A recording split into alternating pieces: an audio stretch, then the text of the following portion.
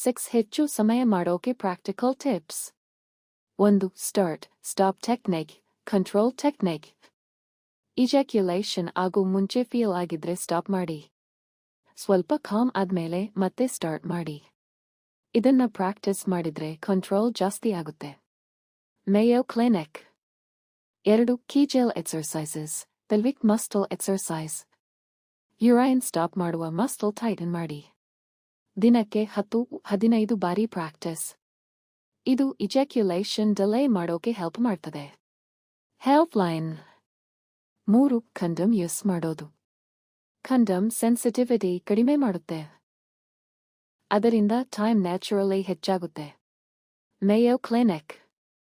4. Slow ಆಗಿ ಮಾಡಿ speed control. Fast ಆಗಿ ಮಾಡಿದ್ರೆ ಬೇಗ ಫಿನಿಶ್ ಆಗುತ್ತೆ. ಸ್ಲೋ ರಿಥಮ್ ಮೇಂಟೈನ್ ಮಾಡಿದ್ರೆ ಟೈಮ್ ಜಾಸ್ತಿ. 5. ಫೋರ್ಪ್ಲೇ ಹೆಚ್ಚಾಗಿ ಮಾಡಿ. ಡೈರೆಕ್ಟ್ ಸೆಟ್ಸ್ ಸ್ಟಾರ್ಟ್ ಮಾಡಬೇಡಿ. Kiss touch romance partner satisfy ಆಗುತ್ತಾಳೆ. ಇದರಿಂದ ಪ್ರೆಷರ್ ಕೂಡ ಕಡಿಮೆ. 6.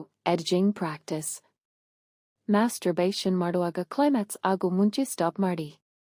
ಬಾಡಿ ಕಂಟ್ರೋಲ್ ಇಂಪ್ರೂವ್ ಆಗುತ್ತೆ. Helpline. 7. Breathing calm mind. Tension ಇದ್ರೆ ಬೇಗ ಫಿನಿಶ್ ಆಗುತ್ತೆ. ಸ್ಲೋ ಡೀಪ್ ಬ್ರೀಥಿಂಗ್ ಕಂಟ್ರೋಲ್ ಹೆಚ್ಚಾಗುತ್ತೆ. ಸುನ್ ಇಂಪಾರ್ಟೆಂಟ್. ಫಸ್ಟ್ ಟೈಮ್ ಆಗಿದ್ರೆ ಬೇಗ ಫಿನಿಶ್ ಆಗೋದು ನಾರ್ಮಲ್. ಸ್ಟ್ರೆಸ್ ಟೆನ್ಷನ್ ಎಕ್ಸೈಟ್ಮೆಂಟ್ ಇದ್ದರೂ ಆಗುತ್ತೆ. ರಿಪೀಟೆಡ್ ಪ್ರಾಬ್ಲಮ್ ಇದ್ದರೆ ಡಾಕ್ಟರ್ ಕನ್ಸಲ್ಟ್ ಮಾಡಬೇಕು. Simple tip. Control slow practice, time automatically increase. ನೀವು ಬಿಗಿನರ್ ಅಥವಾ ಆಲ್ರೆಡಿ ಎಕ್ಸ್ಪೀರಿಯನ್ಸ್ ಇದೆಯಾ?